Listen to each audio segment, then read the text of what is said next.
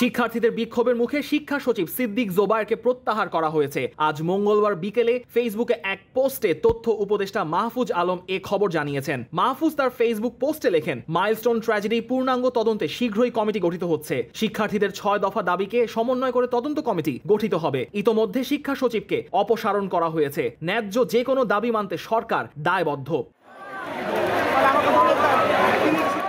এর আগে শিক্ষা উপদেষ্টা অধ্যাপক ডক্টর CR আবরার এবং শিক্ষা সচিব সিদ্দিক জোবায়েরের পদত্যাগ সহ বেশ কিছু দাবিতে সচিবালয়ে বিক্ষোভ করেছেন শিক্ষার্থীরা। এক পর্যায়ে তারা সচিবালয়ের ভেতরে ঢুকে পড়েন।